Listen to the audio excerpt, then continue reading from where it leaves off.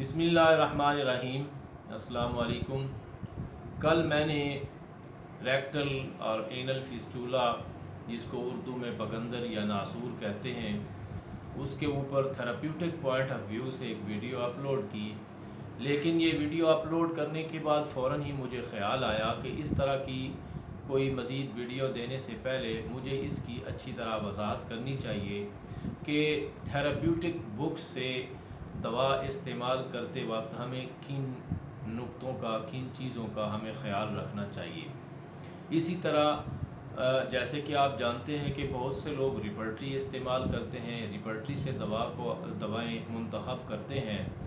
اور کافی سارے ایسے لوگ ہیں جو تھراپیوٹک بکس کو استعمال کرتے ہوئے وہ دوائیں تجویز کرتے ہیں۔ اور جو میری اپنی آبزرویشن ہے وہ یہ ہے کہ ریپرٹری والوں کو بھی بہت سی کامیابیاں حاصل ہوتی ہیں اور تھراپیوٹکس والوں کو بھی بہت سی کامیابیاں حاصل ہوتی ہیں۔ مقصد تو ہمارا ہے کہ ہم پرنسپل کے مطابق سنگل بل مثل دوا ہم نے تجویز کرنی ہے۔ تو یہ مختلف طریقے ہیں، جیسے یوں سمجھ لیں کہ ہم نے کسی منزل پر پہنچنا ہے تو اس منزل پر پہنچنے کے لیے ہمارے پاس مختلف طرح کی سواری ہے، ہمارے پاس سائیکل بھی ہے، موٹر سائیکل بھی ہے، گاڑی بھی ہے۔ تو جس طرح ہم کسی سفر کی نوعیت کو دیکھتے ہوئے اس کے لیے موزوں ترین سواری کا انتخاب کرتے ہیں، اسی طرح ہم کیس کی نوعیت کو دیکھتے ہوئے ہم صحیح ترین ٹول کا انتخاب کر سکتے ہیں کہ ہم نے یہاں کون سا ٹول اپلائی کر کے ہم نے صحیح دوا تک پہنچنا ہے۔ ویری آنیسٹلی سپیکنگ کہ میں نے ریپرٹری سے کام شروع کیا تھا، شروع سے ہی کینٹ ریپرٹری میں میں نے کافی سارا کام کیا،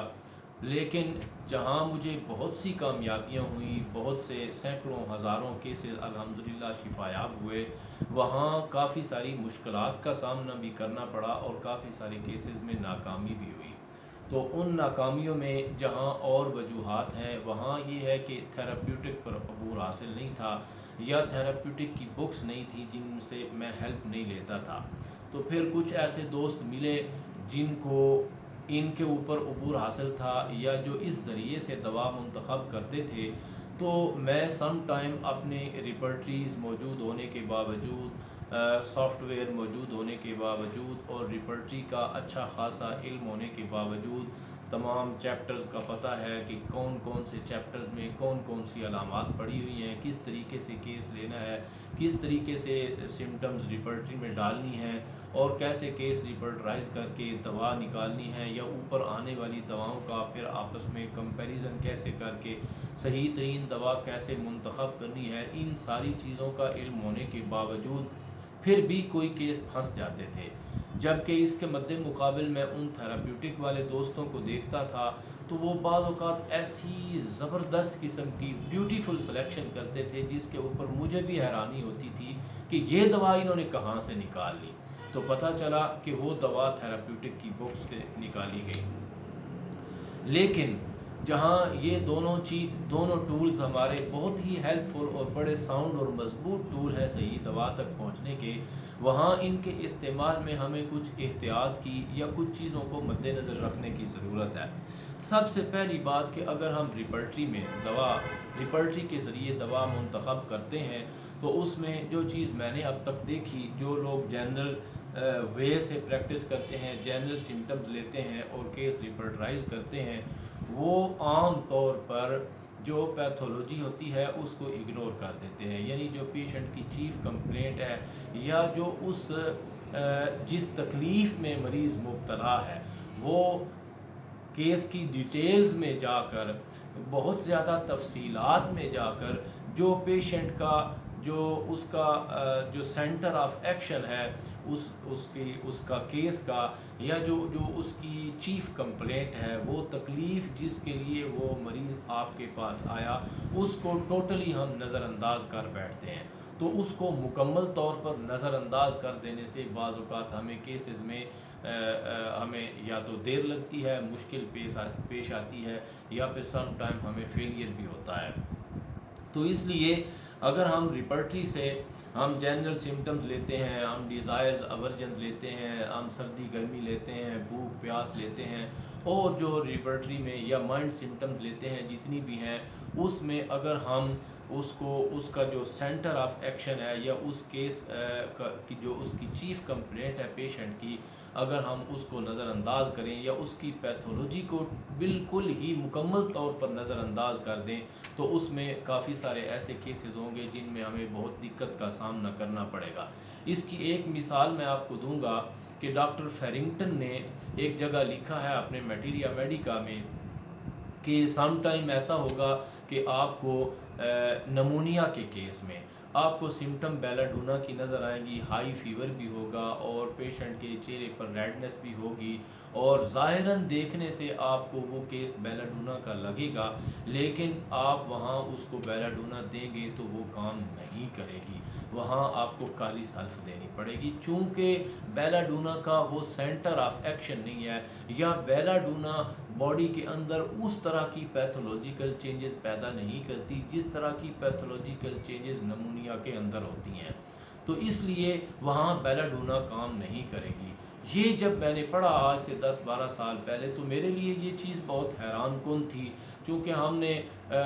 ظاہر ہے شروع سے کینٹ کو پڑھا تھا، اور کینٹ کو پڑھنے والے یہی سمجھتے ہیں کہ اگر مائنڈ اور فزیکل جنرل سمٹم میچ کر جائیں تو every thing is okay, case is done, اور اس طرح سینکڑوں ہزاروں کیس ہوئے بھی ہیں ہمارے پاس، لیکن بہت سے کیس ایسے تھے جن میں رکاوٹ بنتی تھی۔ تو جب یہ چیز میں نے پڑھی تو یہ میرا معمہ حل ہوا، اور اس مشکل کا جو تھا وہ اس کا حل میرے سامنے آیا۔ اس کے بعد پھر میں پیتھولوجی کو باقاعدہ کنسیڈر کرتا ہوں، اور کینٹ کے جنرلٹیز کے چیپٹر میں بے شمار ایسی روبرکس ہیں جو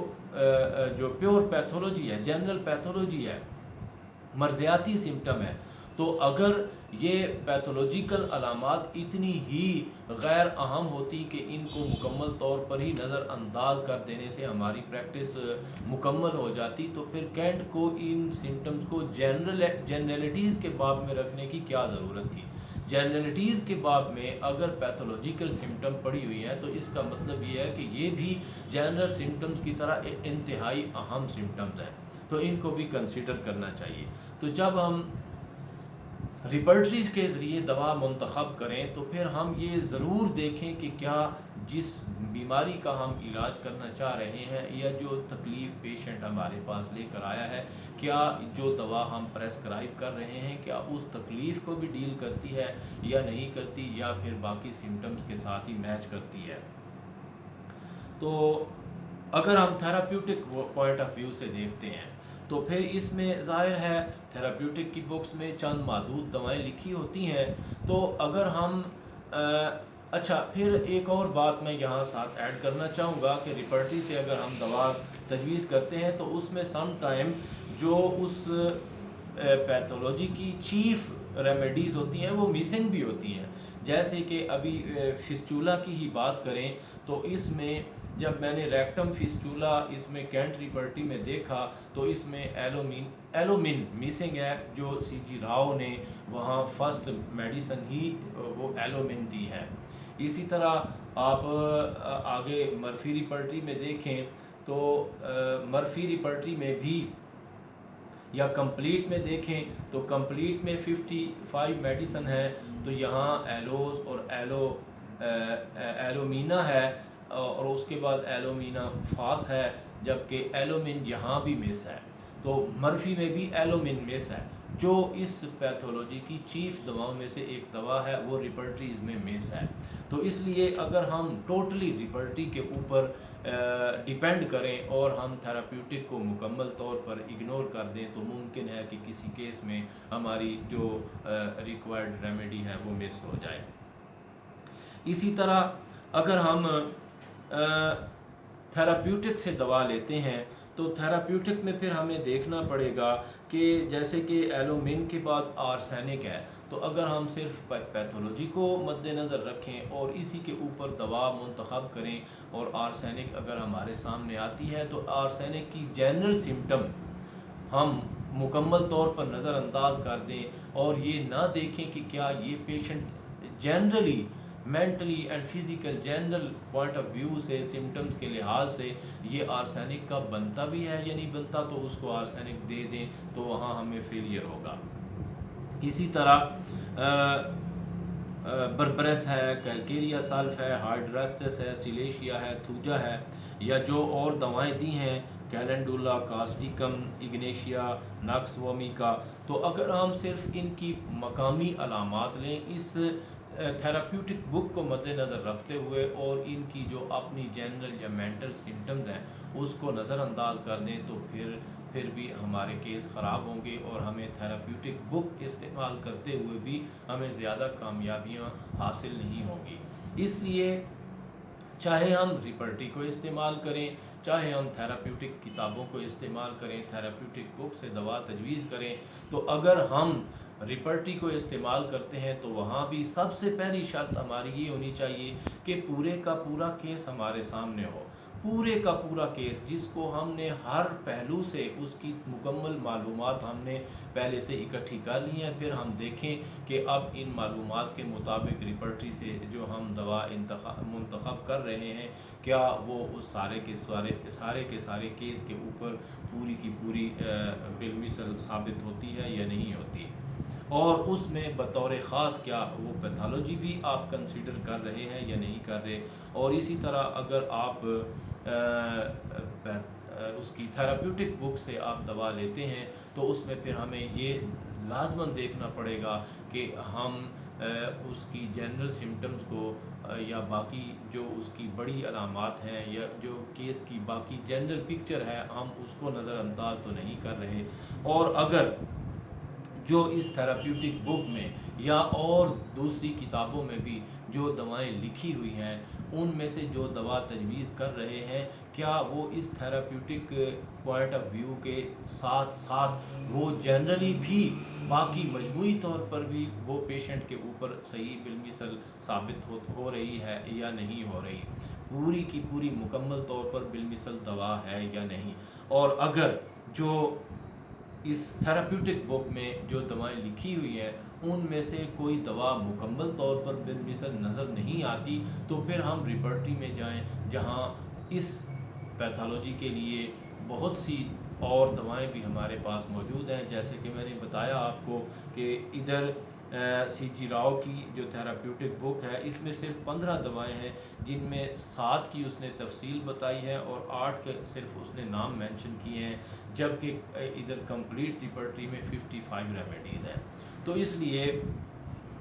آنکھیں بند کر کے ہمیں ریپرٹری بھی استعمال نہیں کرنی چاہیے اور ہمیں تھیراپیوٹک بکس بھی استعمال نہیں کرنی چاہیے، خواہ ہم نے ریپرٹری سے دوا تجویز کرنی ہے خواہ تھیراپیوٹک